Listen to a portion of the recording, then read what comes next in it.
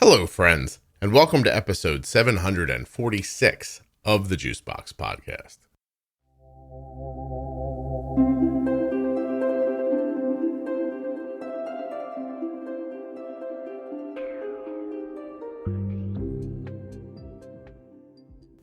Karen has type 1 diabetes, and she's on the show today to talk about what it's like to manage blood sugars through pregnancy.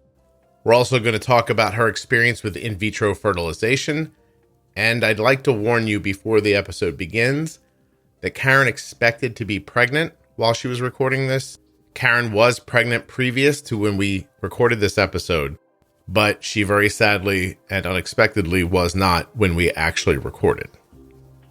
I didn't want that to be a surprise for you when you heard it, so I just wanted to tell you up front. If you're a U.S. citizen who has type 1 diabetes or is the caregiver of someone with type 1, it would mean a lot to me and to many other people if you went to t1dexchange.org/juicebox and filled out their survey.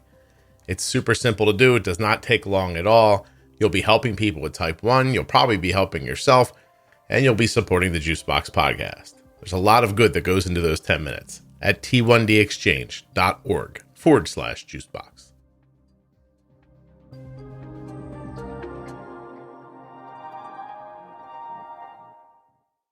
Today's episode of the Juicebox Podcast is sponsored by Touched by Type 1, a great diabetes organization who has asked me to ask you to check them out. And you can do that at touchedbytype1.org or by finding them on Facebook or Instagram. The podcast is also sponsored today by InPen from Medtronic Diabetes. InPen is an insulin pen that does much more than you expect. Learn more about it at InPenToday.com. The InPen may cost you as little as $35. Listen to the ad for details. At our house, we buy Arden's Omnipod and Dexcom supplies from US Med, and you could too. Call 888-721-1514 or go to usmed.com/juicebox to get your free benefits checked. You can find links to US Med, InPen, and Touched by Type 1 in the show notes of your podcast player or at juiceboxpodcast.com. All I need from you is to click on my links or to type them into a browser if you're interested in anything you hear in the advertisements. Doing that supports the show, and I very much appreciate it. Yeah, my name's Karen, and I was diagnosed with type 1 when I was 35. No family history. I have a cousin once removed who has type 1, but I don't think that's close enough for the doctors to even count it as family history. So it was a shock and no obvious symptoms. I didn't have the normal like peeing a lot or thirsty or that kind of stuff. I went to the doctor for a totally unrelated reason, and then they caught it. And so, it was shocking. And I'm happy to talk about that in more detail. But I reached out to you to maybe come on the podcast because I was doing IVF. My husband and I were doing IVF to try to get pregnant. And a lot actually has happened since I wrote you. So we can go into that. We'll pick it apart for sure. I want to tell you that I count a cousin once removed as a family history. Okay. I would count celiac, thyroid, a grandmother who was tired all the time. I would count any of that. So, okay. You know what I mean? Like it's weird how autoimmune pops up in people's lives, but I get what you're saying. Like in your circle, in your family circle, there's nothing like that. Are there other autoimmune issues that you found? Not that I know of, but then for me, after the diabetes, then we realized the infertility issues, and that they think was primary ovarian insufficiency, which is basically like premature menopause, which is an autoimmune problem. So, I know when you have one autoimmune issue, you're more likely to have multiple. And so I guess, I've had now that pop up, but no other autoimmune disorders in my family. Yeah, you don't want your autoimmune diseases to be lonely. That's Yeah, definitely. I mean, just think of I them guess all so. by themselves with no one to talk to. So how old are you now? 37. So this is just all in the last 2 years? Yeah. Prior to your diagnosis and learning all this, had you had children or thought about having children before? I mean, I always wanted children, but I just took a while to find a guy who I wanted to have children with. And so we just got married 2.5 years ago in August. And so it was at that point that, we started to try to have kids. Oh, you got diabetes as a wedding gift. I did. And actually, so I had undiagnosed terrible diabetes at my wedding, and I didn't know. And I'm so glad in retrospect that I didn't know at that time. And then it was like 6 weeks later that I was diagnosed. My wife and I have 2 children, and she's still looking for a guy worthy of having kids with. So I'm glad you took your time. So wait a minute. So were you just like thrilled you look great in your wedding dress, or what was going on there? How long did you have actually symptoms? So I said no obvious symptoms, but I had lost weight, and so that was just very convenient. I was nice and thin for my wedding. I'd lost weight, but my husband and I lived in Rwanda that year prior. And so I just chalked up the weight loss to like a different diet living in, Africa. And I had a couple infections, like an eye infection that had like come back a few times when we were in Rwanda. But again, I just like chalked it up to like different, different bacterias and viruses in a different country. Right. And so I didn't, I never suspected, diabetes. I guess I got back and it had been 2 months and I hadn't put weight back on. So maybe that should have been a red flag to me, but, well, you had a reason to think otherwise, right? Like it's all you need is like one thing to go, oh yeah, it's probably that. And then you can kind of let it go. Yeah. And my husband's a doctor. And so like, I remember also I had some numbness in my toes and I told him that, but he was like, well, you take a hot shower and see if that helps and stuff. But we never thought critically enough, right. About these little things. And then I went to the doctor because my knees hurt when I run and I wanted a physical therapy referral. And my doctor knew that I wanted to get pregnant. So she was like, well, do you want to do a blood test just to have kind of your baseline's on record? Because when you get pregnant, things can get out of whack. So it was like, sure, I guess. I mean, we could have just as easily not done it. And then we did it. And then she called me back that afternoon and was like, whoa, I need you to come back in right now. I don't know if like this is a mistake or what, but my blood sugar, I think, was 448 and my A1C was 13.2 when I was diagnosed. Wow, you had it for a while. So, for people who listen to the show a lot, they heard you say Rwanda and they thought, oh God, we're never going to get into her story because Scott's going to ask why she was in Rwanda, which I am going to ask. So can we do that first? Did you have to go all the way to Rwanda to find a doctor to marry, or what were you doing? No, I met my husband before Rwanda, and I'm a journalism professor, and I wanted to apply for a Fulbright fellowship. Mm-hmm. And so when I met my now husband, I told him, I'm gonna apply for these Fulbrights. When we just started dating, I was like, hey, you should apply too. And we looked and there were some medical ones available too in Rwanda. And so we both applied to be Fulbright scholars independently. Like we didn't tell them we were dating or anything. Sure. And we both got it. So we both went and were Fulbright scholars in Rwanda together for a year, which was just like awesome. We were so lucky to both get that opportunity and in the same country. So we were both teaching and researching in Rwanda for a year. That's crazy. Hey, for the remainder of the podcast, I'm going to refer to your husband as Dr. Warm Shower, just so you know. That's what he got out of medical school, huh? It's hilarious. Okay, so you're home now from Rwanda. You're having these problems. You end up at the doctor, because you wanted a physical therapy appointment. That's an odd route to it. You come back to her office then? Her, right? You said? Yeah. And Yeah. then And she, how does it go from there? and then she finger pricks me again, and it's still super high. And she said, you have diabetes. And like I think probably most Americans, my knowledge of diabetes at the time was, next to nothing. And so I was like, what else could it be? Like, what else could high blood sugar be? What are some other things? She was Probably like, my knee. Yeah.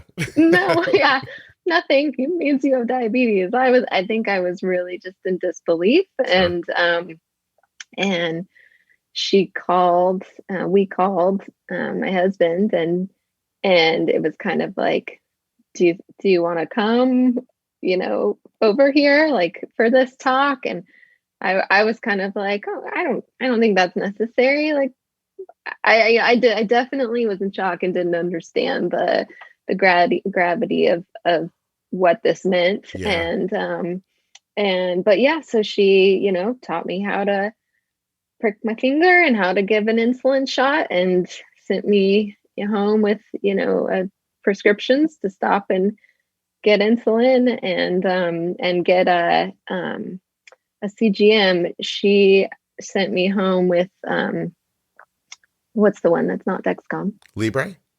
Yeah, she sent me Mhm. home with a Freestyle Libre. So I had that for the first couple months. And Wow. yeah, I mean, I was just really surprised, and then just started like digging in to try to learn as much as I could about diabetes. And then, of course, had an appointment shortly after with an endo. And so when she first diagnosed me, she didn't know for sure if I was type 1 or type 2 or a Mhm. 1.5 kind of situation. But then it was, then my endo said I was a type 1. Although I've recently changed endocrinologists because I moved, and my new endo was like, maybe you're a LADA, and maybe we'll test for that, but not until after a lot of this having babies stuff is over. But Gotcha. anyway, I was diagnosed with type 1. And then, yeah, thankfully my endocrinologist was wonderful. And I mean, he spent 3 hours with me at that first appointment. And even every appointment after that was, I don't know, an hour and a half or something. I hear a lot of people, complain about their diabetes team. And I was really lucky to have excellent doctors and educators and stuff. But still, it just shocks me how little information you get. Even when I had several hours, there's just so much to know and so much to learn. I mean, I think when people are diagnosed, they automatically need to be enrolled in a class, where, I don't know, you spend the next 6 months or something learning about diabetes and how to manage it. Because there's just, and I understand why they can't tell you everything in that first appointment. Right. It would just be overwhelming, but there's so much to know. I was really shocked that you said that she just gave you like a script for insulin and some needles and sent you home. That was, I just expected, I talk to so many people who are getting children diagnosed, and then they go to the hospital after that, and the hospital brings their blood sugar down slowly and helps them understand everything. And I would have mentioned it earlier, but I was imagining your husband rooting around the house looking for the receipt for you to see if you were still in warranty or not. So I was I know. I was like, oh my God. This, like, when we said in sickness and in health, I don't think you thought this was gonna happen so soon, the sickness part. But, I was just trying to be positive. I didn't know it was going to be next week. Yeah. Yeah. No, yeah, that's fascinating. Can I take a slight detour there? Did you have the wherewithal to think about that? Like, how long had you two been together prior to your marriage?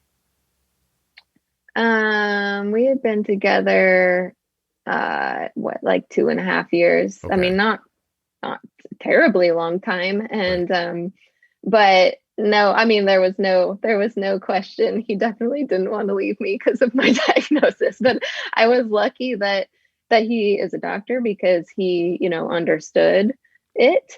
And it was also just an incredible resource for me to, I was asking him 100 questions a day Yeah. in the beginning about it. And he's been, I mean, just a saint with handling it all. And so I've been very, very lucky. That's And the doctor who diagnosed me, she was fantastic. And she, explained as much as she could to me. I don't know why they didn't send me to the hospital, I guess, because I felt fine. I wasn't in decay or anything.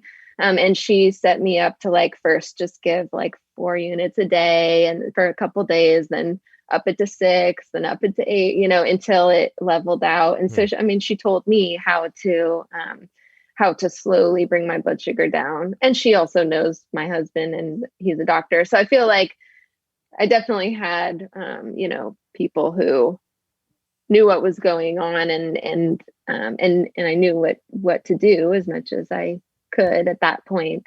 Yeah. But yeah, I have wondered, like, how do you decide when to send somebody to the hospital or not when they're being diagnosed if they're not in DK? You may find it interesting to know that when I speak to people who have a medical background, they feel that doctors assume they know what they're doing. So I did wonder about that. Did she know your husband was a doctor and maybe she just thought like, Dr. Wormshire will take care of it. That'll be it. Like that kind of thing.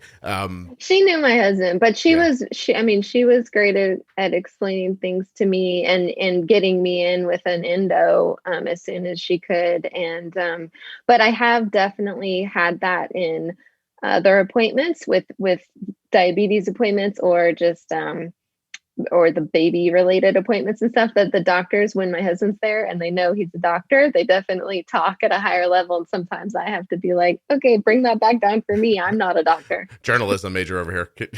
Yeah.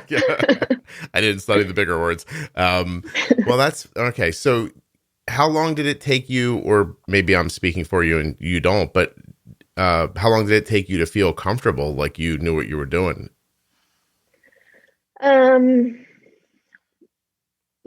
Good question. I think pretty quick, I guess, relatively. I got my A1C was 13.2 when I was diagnosed. And then the next time it was taken, which I think was 3 months later, it was 6.5. So I came down right away. Mm-hmm.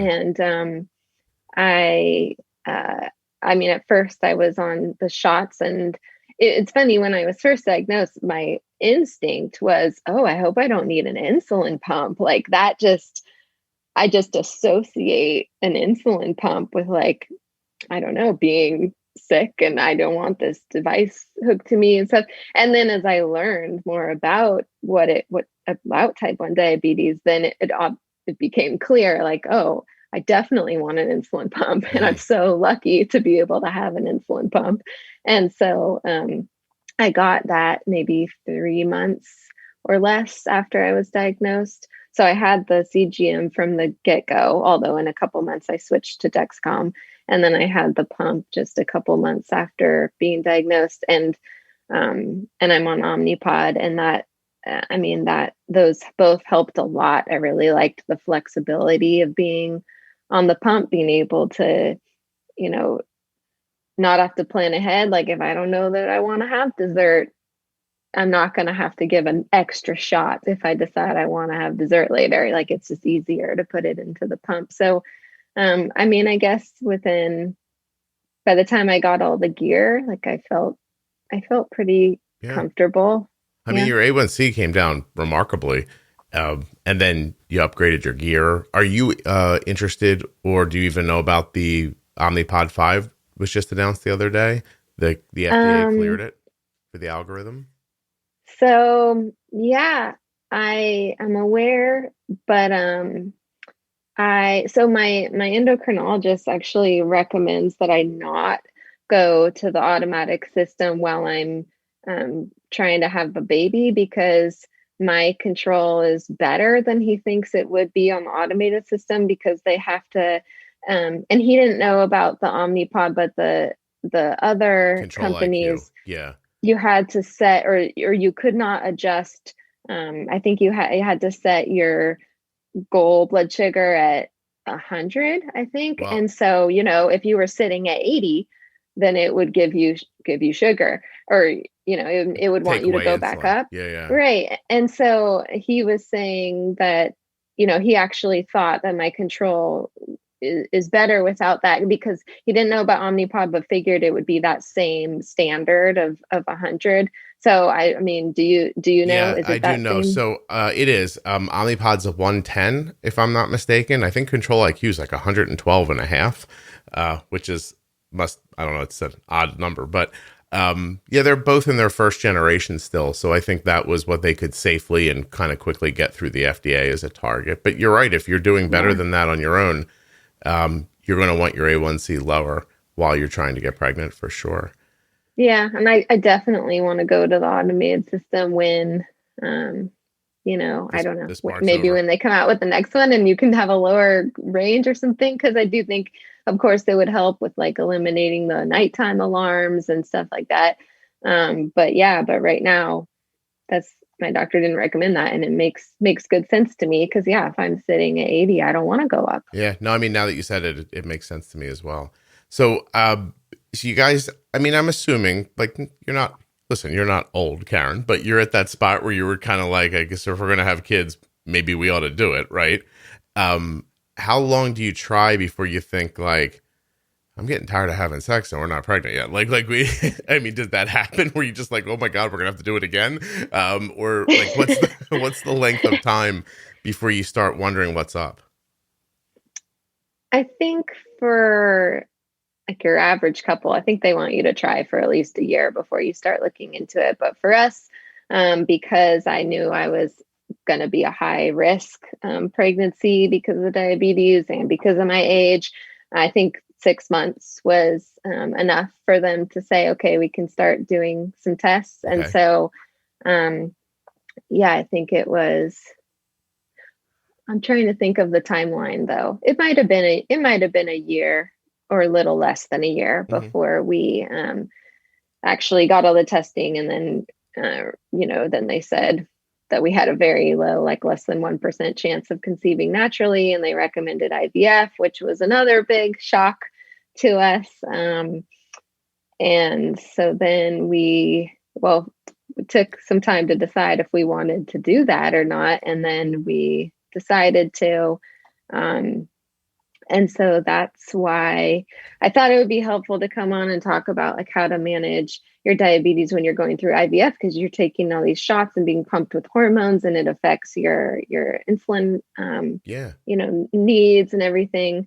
Well, I definitely want to hear about that. Yeah, but wait, I'm sorry, something happened. Well, now, and we can still talk about that. Now I feel like I'm remembering not as much as I hoped I'd remember for that conversation because of all what's happened since then. So since then, I did 2 rounds of IVF, and then we had our first embryo transferred, they call it, like implanted, and it worked, and I got pregnant. And then I was 5 months pregnant, and we lost the baby just. Oh, Karen. Sorry. Oh, no, don't be sorry. I didn't know. And now I'm thinking of every stupid thing I've said over the last 20 minutes, and I'm going to cry. No, it's all good. It was just less than 2 weeks ago. So it's still very raw. But we lost the baby due to genetic abnormalities, which was really shocking because we did, as part of the IVF process, we had our embryos genetically tested. Which checks for genetic abnormalities. And we, only transferred the embryo that was genetically normal. So we thought we had ruled that out. We knew that because of having diabetes, I was at higher risk of other pregnancy issues like preeclampsia and that kind of stuff. But that was the one thing we thought, okay, well, we're in the clear for, at least we don't have to worry about, genetic abnormalities. And then that's what happened. So it turned out we were just in like the 1% to 2% who had the false positive originally. And so we just lost the baby. And so that is another thing that affects your blood sugar. And so I feel in my mind, it's much fresher now to talk about diabetes management during the first trimester of pregnancy and into the second trimester, and then with pregnancy loss. But also, of course, go back and talk about the IVF process too.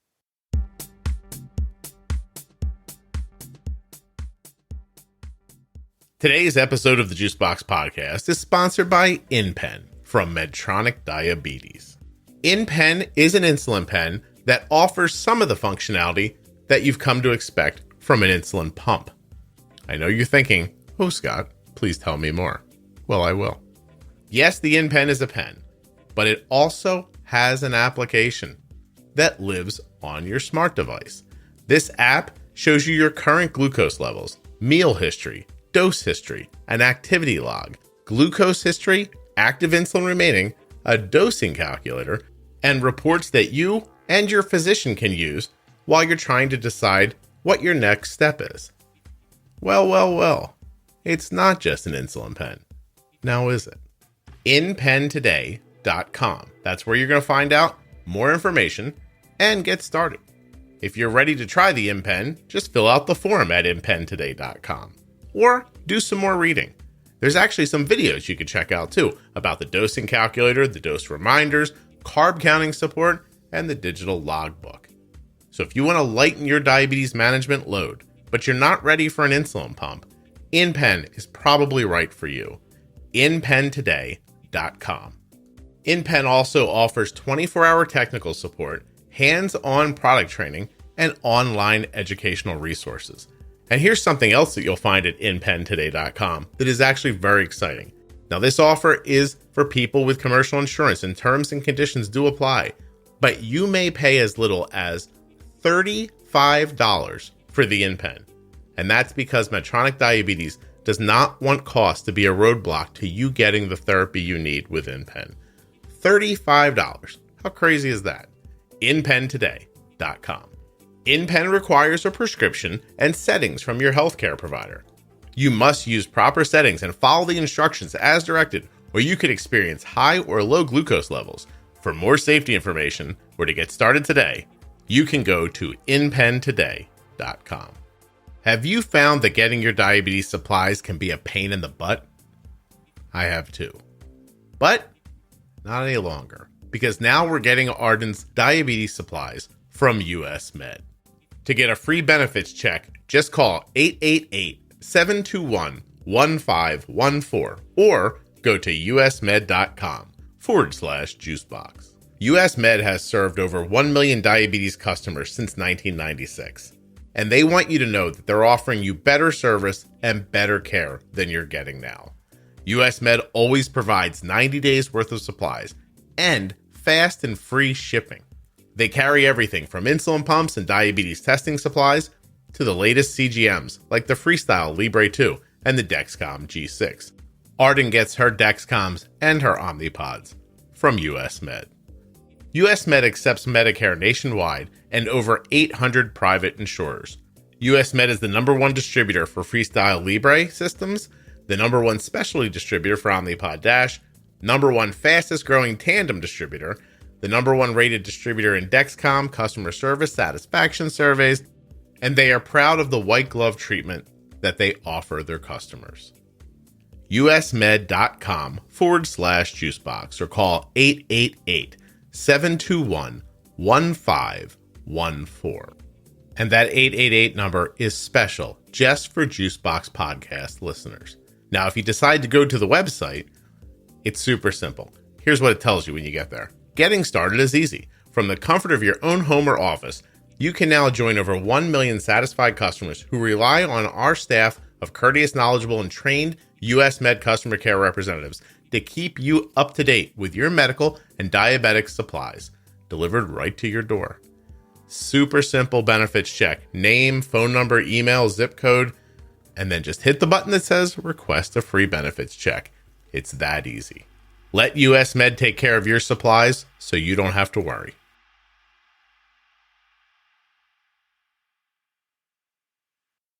I would like to do whatever you're comfortable with. Actually, I'm sitting here. I'm shocked that you didn't just cancel this. I thought about it.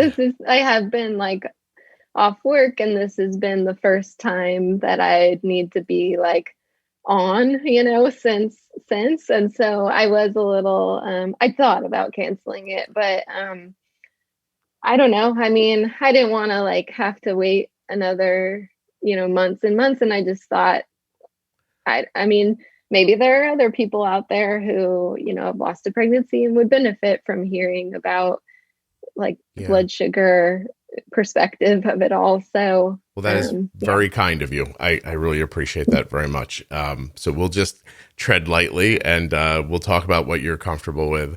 But yeah, I mean, I'm so sorry because I feel like you're going to walk all through this, but so they fertilize an egg outside of you, obviously, and then they say that there's eggs that are ready to be implanted. You put it in, and how many times did you have to try that implantation process? Was it just once? Yeah. So, yes, it was the first time we had done that. So we got lucky. It worked on our first time. So they retrieved the eggs. So, which is a surgery, which is, another thing where I was like giving the anesthesiologist my phone to look at my Dexcom the whole time, because that was the first time anyway, so you do the egg retrieval, they retrieve the eggs, and then they mix it with the sperm in the lab, and then the embryos grow for 5 days, and then they freeze them, and then they biopsy them to check for the genetic problems. And then, and at each step of the process, you lose eggs and embryos. So it's like maybe you get a dozen eggs when they're retrieved, and then, only half of them fertilize, and then only, 70% of them grow properly in the lab for the 5 days. And then only 40% of them come back genetically normal. So by the time we got to the end of the process, we had just one supposedly genetically normal embryo, which is the one we implanted. Sure. We did another egg retrieval, and from that, in the end, we ended up with 2 supposedly genetically normal embryos. So we still have 2 that are frozen, and we'll try to transfer those, in a few months when it's safe to do so. But but we had only had the one embryo transfer, and it was about a 60% chance that it would result in a pregnancy, and so it did. So we thought, IVF can be really awful for a lot of people. So we thought that, like, okay, we've had a pretty good go at IVF. We did 2 rounds, and then we got pregnant at our first try, and so we thought, like, it worked out okay for us. Yeah. I'm going to have to just ask a childish question, or it's not going to leave my head. When they fertilize the embryo, you bring that sperm in fresh, or do you have it prepackaged from another day? How does that work? Fresh is ideal. If that's not possible, you can have the sample given earlier and then they freeze it, but fresh is what they prefer. And actually, it's kind of a funny story, because my husband had a surgery for heartburn. He had a surgery 2 days before my egg retrieval. And then, so he came home from the hospital. It was like a major operation. He came from the hospital the day before, like the night before my egg retrieval. And then the next morning, like at 6 a.m., I had to get ready and go in, and he had to give a sample then. And so he was like totally, fresh home from the hospital after a surgery. And like, that is the last thing that you want to do, get woken up at 6 a.m. and have to give a sample. So poor guy. Yeah. It was, Get up. Think of something exciting. I need you over here. Yeah. My gosh. But he did it. So fresh sample. Yeah. I'm just going to ask, because I'll wonder, surgery for heartburn was his, what is that? He had really, really bad heartburn, like all the time, and taking the highest doses of just the over-the-counter meds. And so, it's called like I'm not going to remember the name of partial nipin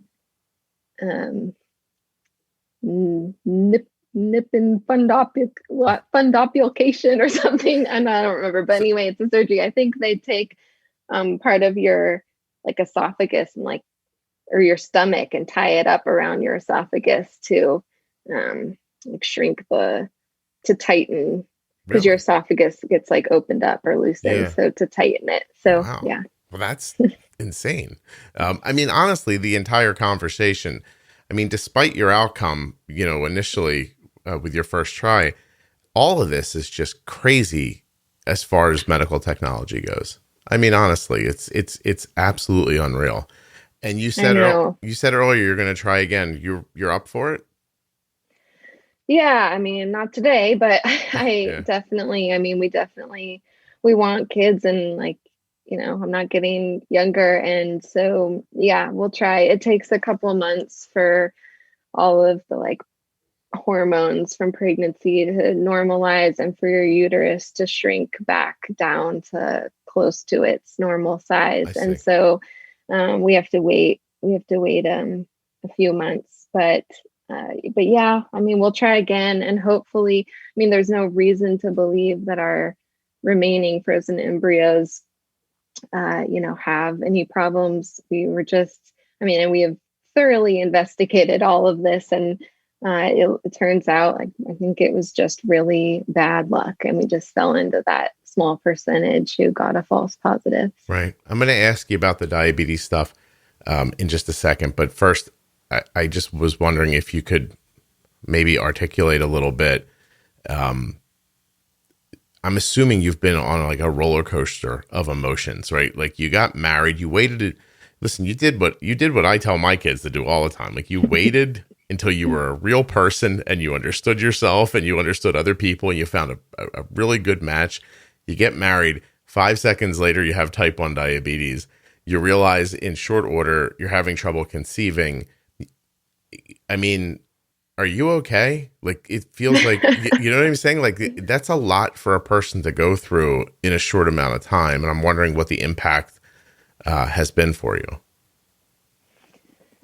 Yeah, I think I am okay. I agree. It's been a lot. I mean, and I was totally healthy, for the first 35 years of my life. And then all of a sudden, diabetes, and then infertility, and then losing this baby.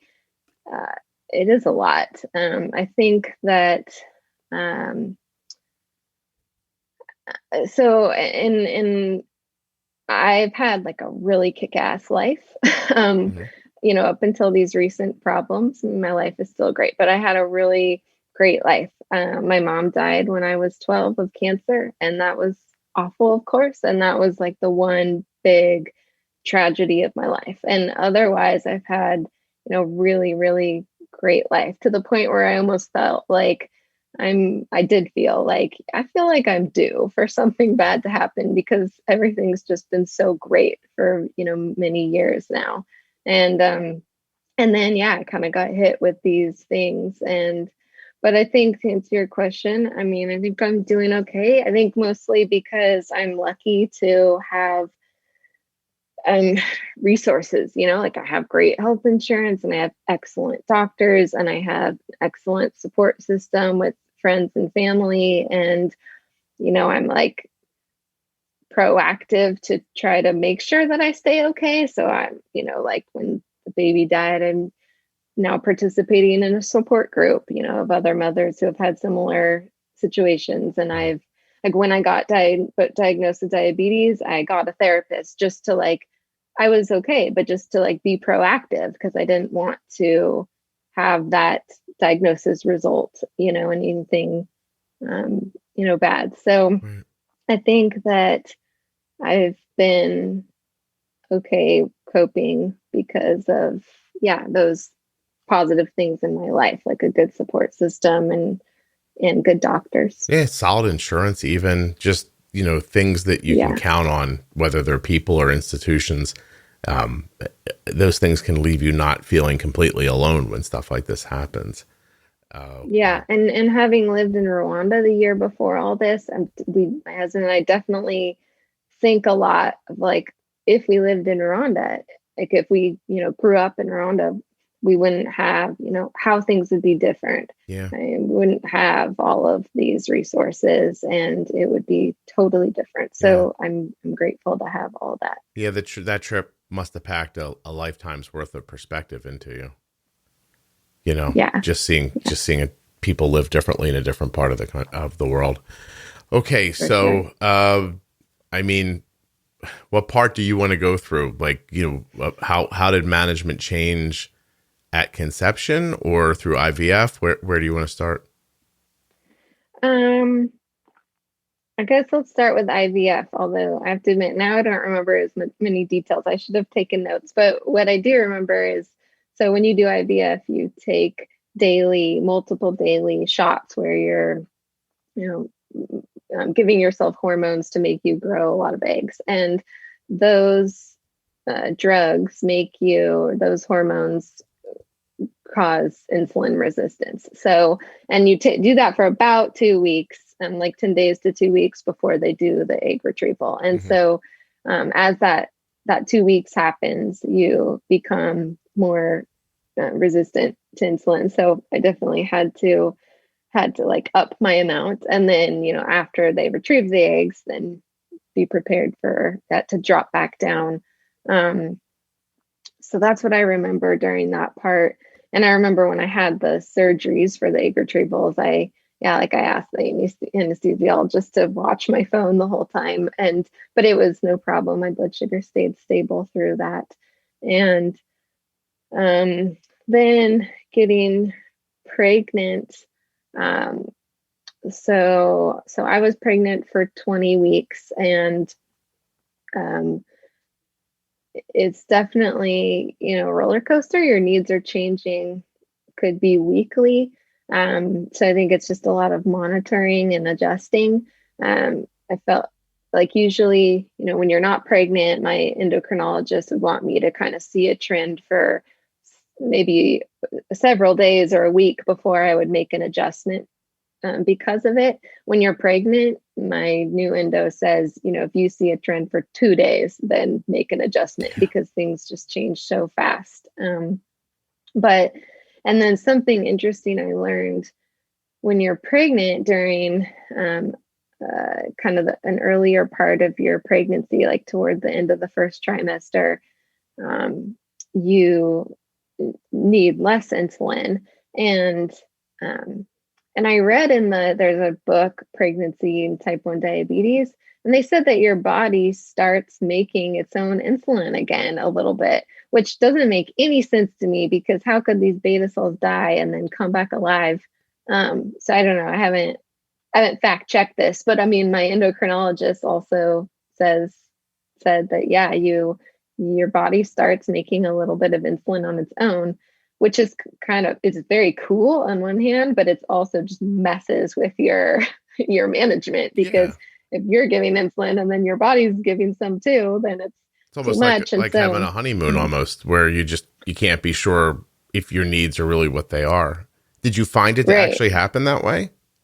Well, I didn't find it to be so clear as maybe I had read about it being for other people, but my insulin needs definitely went down. I didn't notice it was like a specific sharp decline. I don't know, but my insulin needs definitely went down. And then I know, as your pregnancy continues, like in the second half of pregnancy, you'd become insulin resistant and need much more. I hadn't gotten to that point yet. For me, my insulin needs had gone mostly just down. Although I should be more specific, my basal needs went down. My bolus needs went up. And I'm a little odd with my, I require very little basal and then a lot of bolus. So I only have like about 6 units of basal a day. Oh, no kidding. But then have right now, like a 1 to 6 insulin to carb ratio. Wow. So yeah, so that's why my new endo was like, maybe you're a lot of, maybe we should test for that. So you're getting like 0.25 an hour through your pump. Yeah. I mean, I have a couple different settings throughout the day, but yeah, from like 0.2 to 0.3. Yeah. Roughly 0.25. Exactly. Would you be willing to share your weight with me? Yeah. Yeah.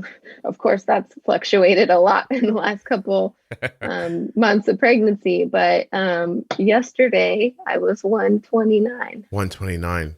Wow. My daughter weighs about what you weigh, and her basal needs are like 1.1 an hour. And Yeah, and it's her crazy. her carb ratio is like 1 to 4.5. So that's Yeah. really something. Wow, no kidding.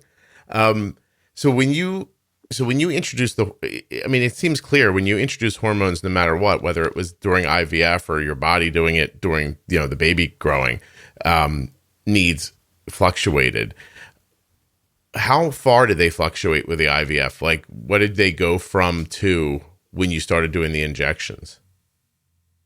Um, I wish I knew. I don't remember, but my best guess would be, I mean, not a huge, maybe like 15% more Okay. insulin that I needed. Basal went up Um, about that much? yeah, Okay. And then did you that see your would be my carb best ratio guess. change at all?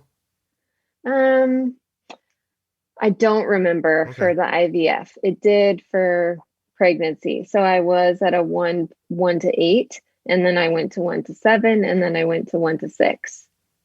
Did you find the IVF to be personally tumultuous, like people talk about, like with your relationship? Did you find yourself feeling like all over the place when they were introducing hormones and things like that? I felt like it wasn't as bad for me as I had read about. Hmm. I remember when we were trying to decide whether to do it, I read one study that showed that women who do IVF have just as much like stress and anxiety as women cancer patients. Okay. And I was like, whoa, that's heavy. But no, it wasn't as bad for me. Maybe that's because that was when after COVID started. So I was working from home. Maybe it was less stressful you have to go in every other day for ultrasounds and blood work. And that's, just demanding just on a schedule. If you're working and you have to leave work every other day to go to the doctor and you have to give shots multiple times a day. And so maybe it was a little easier that I was at home. My husband was also at home and he was giving me the shots, which helped. And also, I have diabetes, so I've given myself shots before. Yeah. And so that wasn't, as big of a shock as I think it is for a lot of people. And then as far as just emotionally, I did after about a week of being on the hormones, I did feel more emotional.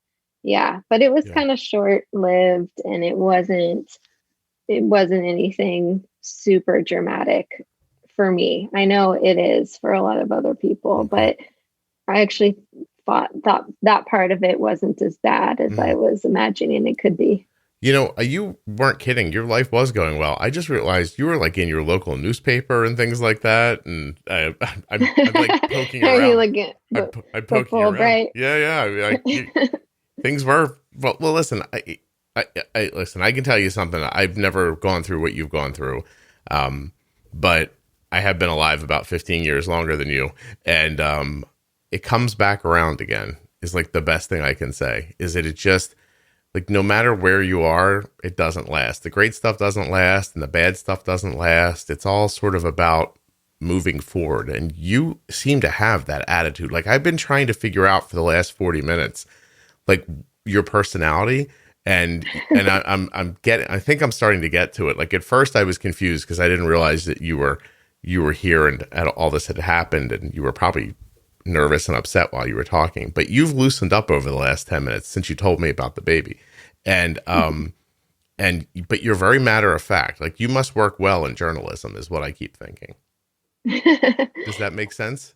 Yeah, I think you're right. I Yeah. mean, I would describe myself as being very like open and direct and very like logical and analytical and stuff. Yeah. Right. Mm-hmm. So is that the part of you that you're using to move forward with all this? Like, I mean, trying again seems like a big step, but to you, it just seems like an obvious step because you went through all this, you still have the eggs and you still want to have a baby, right? Yeah, I Yeah. mean, to me, it seems like, yes, obvious. You're right. I mean, this has been devastating, but I don't see how waiting would, longer than what is medically advised. I don't see how waiting longer would be helpful. If anything, it would just be harmful because I'd be older, and, the older you are, the more risks you have with pregnancy. And so, and I mean, ideally, we'd like to have 2 kids. We are completely realistic and understand with 2 frozen eggs, and there's 60% chance of working, but we might not get 2 kids. We might not get 1 kid.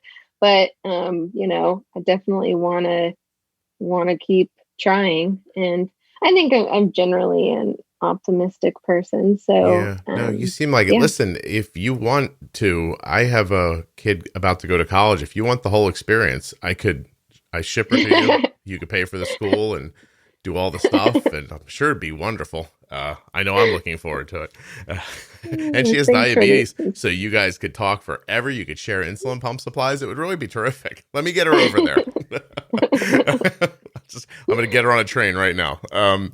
But seriously though, I just think it's kind of crazy. Like, not crazy. It's nice because I never heard you say, we thought about not doing it again, or we're going to give up, or we're not going to try. Like, that was, I think that's brave, and it sounds like it's rooted in a lot of strength, in my opinion. So, well, thank you. Yeah. But you've also, now as you're relaying your story, you've been through some things. I mean, living through your mother's passing at a young age is, it's obviously impactful, but it also builds, you know what I mean? Like, some people go through hard stuff and you come out the other side a little better prepared to deal with the next difficult thing.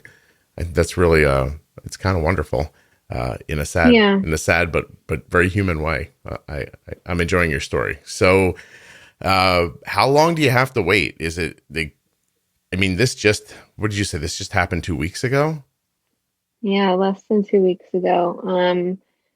Well, the IVF doctors said that they recommend waiting 6 months before trying again, but they said, that's not a strict rule, and we can just revisit that conversation with the doctor in a few months. Mm-hmm. They said it definitely takes a few months for, like I said, the hormones to stabilize and the uterus to shrink. So, I mean, definitely 2 or 3 months. And then after that, we can have another conversation about it and see if everybody would feel comfortable doing it, sooner than 6 months. I imagine we'll do an ultrasound and see if my uterus is the right size. And so we'll just see how it goes. But hopefully, in about 6 months or so. How did this impact your husband, the loss of the baby? Did he handle it differently than you did?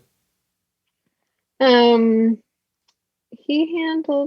would say we've handled it similarly, which I'm thankful for, because I know that pregnancy loss can definitely, impact couples in a negative way. So far, I feel like we've really been a team. He took a week off work, which I was really grateful for, because, I think a lot of men especially feel like pressured to keep going. But all of the people we talked to who had been and had similar experiences gave the advice of, making sure that we took time. And a lot of people said, I wish I would have taken more time, or men that didn't take time said they wish they would have. And so I'm glad that he did. And it was really nice that we had then a week together at home to be able to properly grieve. We had wanted to have the sex be a surprise, but after we found out that we were losing the baby, we looked and he was a boy, and we were able to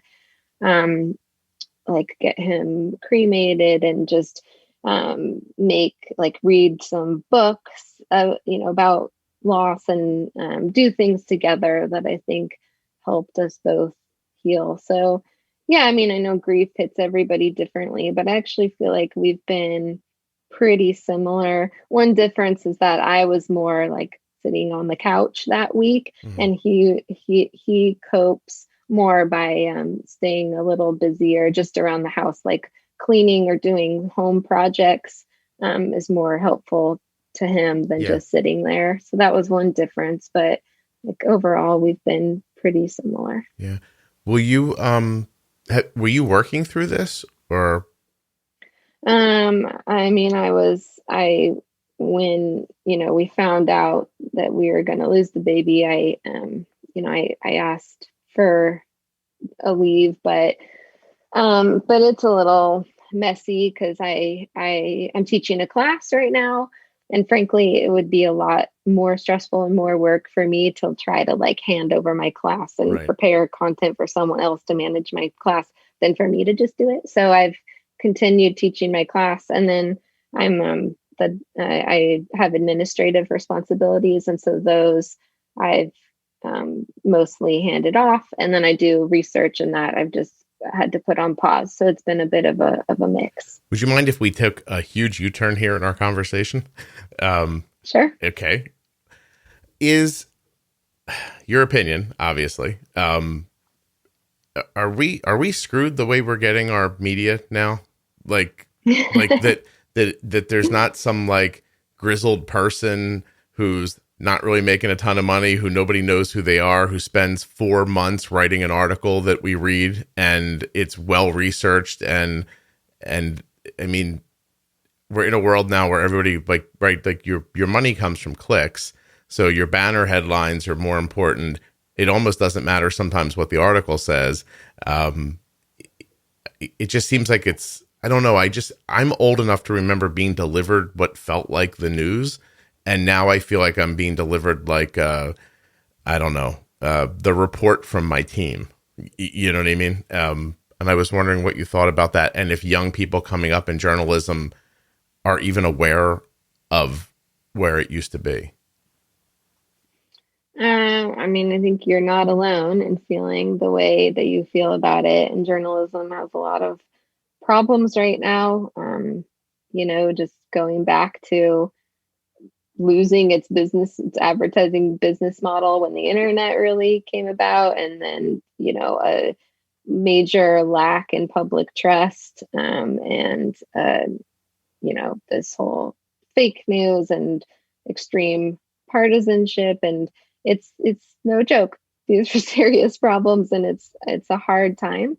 But I am optimistic. There is really good journalism out there. I think the bad thing is it's harder to find, and you have to be intentional about finding it. And I think, a big issue is media literacy. So I think we should do a better job about teaching people, how to analyze and interpret news stories and where to look for good news stories. So I actually do research on more socially responsible ways to report the news. So there are some forms of news reporting called like constructive journalism, or solutions journalism, where it's still, rigorous, like fact-based reporting, but where you kind of don't just focus on the problem. You take an extra step to look at, well, who's doing what about this problem? How are people responding to this problem? And then focusing on that, to make people feel more empowered and to have better effects on news audiences, because a lot of the news that people read today just makes them feel hopeless and depressed. And so I think there is really good journalism out there, but yeah, it's harder. You have to have to know where to look, and you have to be like a smart thinker to figure it out, which is hard. It also seems like the people who still do it with any kind of, eye on quality have had to go to subscription models and work for themselves, basically. And then that puts me in a situation as a consumer to say, look, I can't give every journalist in the world $15 a week that I need to hear from. Like some conglomeration needs to come together, identify those people, pull them together in one place. Like I can give that person money, you know what I mean? Like I can and they can pay them. And I also see why those journalists might not want to do that, because with a smaller audience, I think they're making more money than they ever have really working within institutions. So they might be doing great work, but I don't know how to collate it? Like, how do I find it and put it all in one place so I can see it? Like, I can't spend my whole day. You know what I mean? Like, I think that ends up being the bigger issue, is that there was something special about knowing that, like, you're going to crack open the New York Times and it's going to be the New York Times. And now it may not be, and maybe no newspaper is really. And then you think, well, okay, well, a TV channel could do it, but then they start falling into camps of like, well, we'll lean one way or the other. And then, it eventually just becomes about serving you news that you want, not the news that exists. And I don't know, it just seems like when I talk to younger people about it, they have no concept for it, because they've kind of grown up in this place where their phone has fed them exactly what they're interested in. And they don't even think about looking at things that they disagree with, it seems to me. Yeah. And they're definitely not willing to pay for news, which I understand. I mean, why would we expect people to pay when they can get news for free? And also when they read the news and it makes them feel terrible. Yeah. Like, why would we expect people to want to pay for that product? And so it is hard, but I know, there's a lot of people experimenting with a lot of different business models and journalism. And that's still, it's still something that needs to be worked out, is how we can do it effectively and still make enough money to do it effectively. Yeah.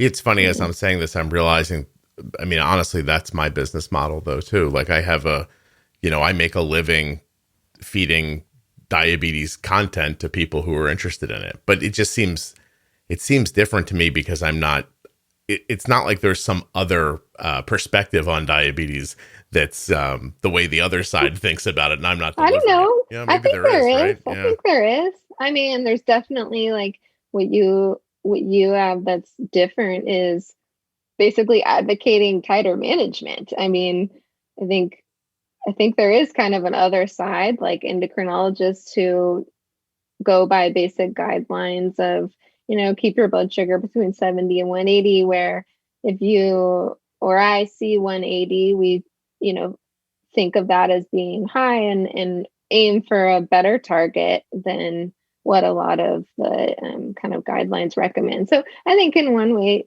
you do have a unique Well, view. I have to say that would be a hell of a podcast. I don't know how you'd keep that going very long. Just wherever your blood sugar lands is fine. Don't worry about it. You'll be okay, or you won't. Let's dance in the rain. I don't know where you'd go with that. But I take your point. I mean, I guess I have picked a perspective that probably prior to me talking about it, there were only a few people who would jump out in public and say, I think you should be working harder to keep your blood sugar lower and stable. Most of those people, I mean, even people who think that, often are scared to say it out loud.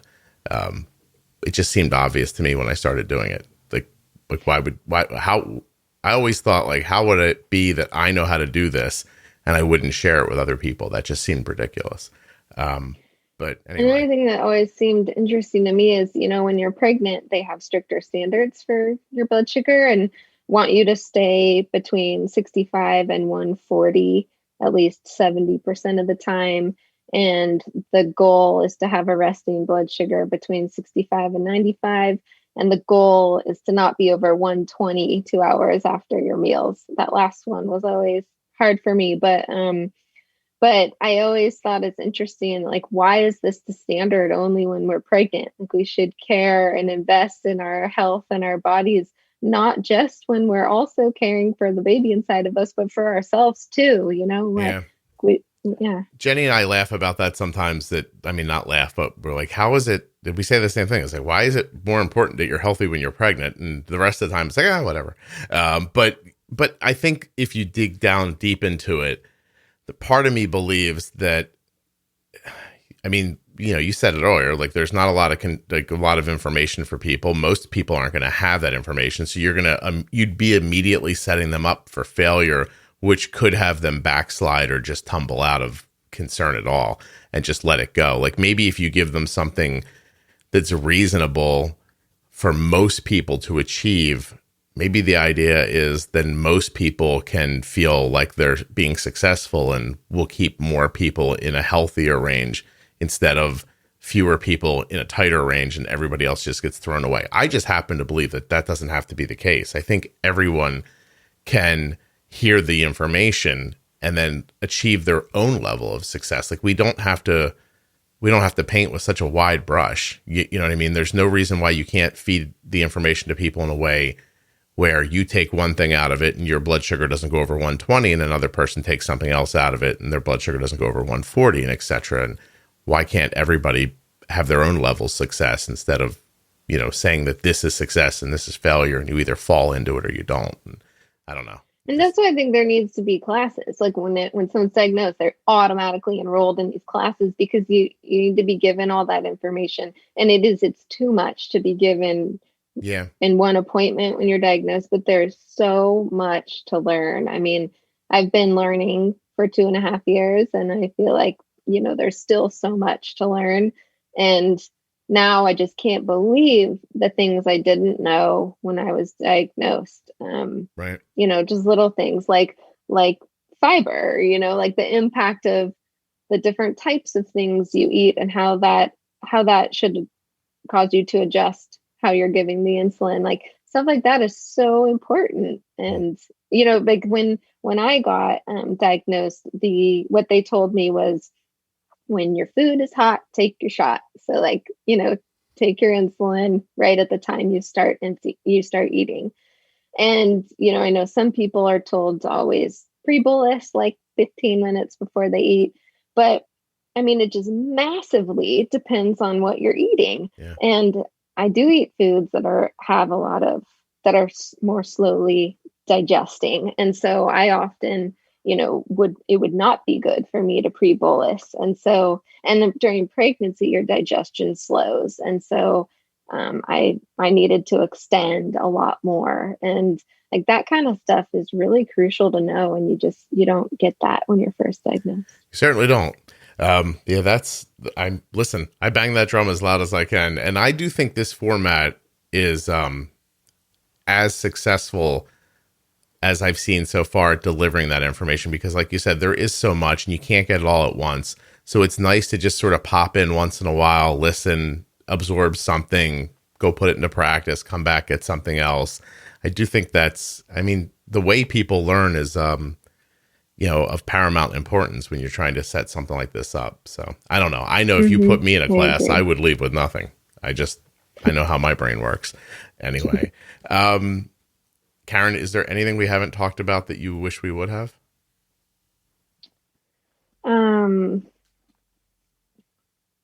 Well, I hope we didn't just get too wrapped up in my story and didn't talk about diabetes management enough. Well, here's what I got from that. More hormones, more insulin, right? Quick changes. Nothing. You can't be waiting 2, 3, 4, 5 days to make a decision. You saw needs increase, and you had to increase with them quickly. Those needs also could have gone away just as quickly, especially with the IVF shots, right? Like it was there and then it wasn't. And with losing the baby, that's something we talk about. But as soon as the placenta is out of you, you can expect your insulin needs to drop like up to 20%. And I saw that happen too. Right. Well, I'll tell people here too that there is a pregnancy episode inside of the Diabetes Pro Tip series. That's me and Jenny Smith talking about all this stuff. And I also have a series called, oh my gosh, what's it called? Am I going to forget? It might be She's Having a Baby, where we followed the same person, talked to her at the end of her first trimester, second, third, and then a few months postpartum, and had 4 different conversations along the way. Which I hear from other women has been helpful for them. For me too. Yeah. Was it? Oh, I'm glad. I don't want to say I'm sorry, but I don't know you well enough to say this, I don't think, but I am so sorry for everything you've gone through. I'm grateful that you talked about it here today. I listen, let's not make any promises, but if you want to come back on like a year from now and tell me how it's going, I'd love to hear back from you again. Yeah, I'd love that. Hopefully it would be great to be back on with some more positive news for sure. It certainly would be. Yeah, I'd be up for that. So I'm not saying keep me in the loop, or you don't have to send me like an announcement or anything like that, but but an email would be wonderful. And then we could get something together afterwards. Okay. Thank you very much for doing this. I really do appreciate it. Would you hold on one second for me? Thanks for having me. Oh, Sure. Of course. My pleasure.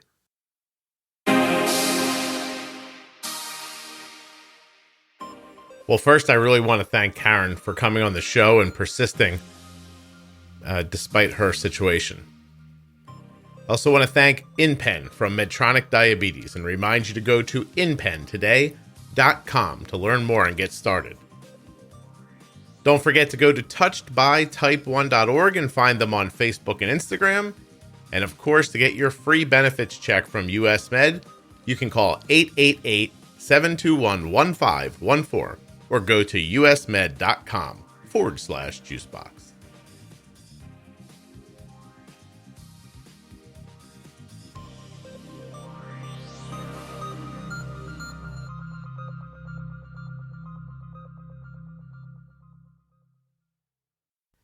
If you go to juiceboxpodcast.com, go to the top of the page and click on Diabetes Pro Tip. Actually, let me tell you about the whole top of the page. Episode list, Diabetes Pro Tip, the Omnipod 5 Pro Tip series, a list of best endocrinologists at juiceboxdocs.com. There is a link to the free private Facebook group, an A1C and blood glucose calculator, the blog, the signs of type 1 diabetes, a merch store, Arden's diagnosis story, and more. At all at the top of the page, just click on it. It takes you right to it. You can also scroll down a little bit and find links for Pandora, Android, iPhone, Spotify, Amazon Music, places where you can click right on the link. It'll open up your app and you can subscribe to the podcast and listen. There's lists of sponsors on this page. When I say click on the links at juiceboxpodcast.com, it's there. And also a few of the series within the podcast you'll find right on the face of juiceboxpodcast.com. But back to the top of the page where you click on diabetesprotip.com, takes you to a sub page where I've put players for almost all of them, getting to it. Let's just say all of the series within the podcast. 44 episodes of Defining Diabetes. There's a player right on the page. I'm on another computer right now. Watch this. I'll just click on something. In this episode of Defining Diabetes, Jenny Smith and I are going to define honeymooning. See that? Yes, that odd and unpredictable time. All right, it won't pause. Hold on a second. All right, I got it. Sorry. So the Defining Diabetes series is there. All 44 episodes in an online player. Scroll down a little bit. Bold Beginnings series. And then the Variable series. Diabetes Pro Tip. Links to the sponsors again. After Dark series. Mental Wellness episodes. Ask Scott and Jenny, 18 episodes of that and running. Algorithm pumping. You interested in Omnipod 5, Control IQ, or Loop? We have episodes about that. I think we even have one about that one from Medtronic. Defining Thyroid series, right? A lot of you have thyroid issues. Here is thyroid disease explained. It's all at juiceboxpodcast.com.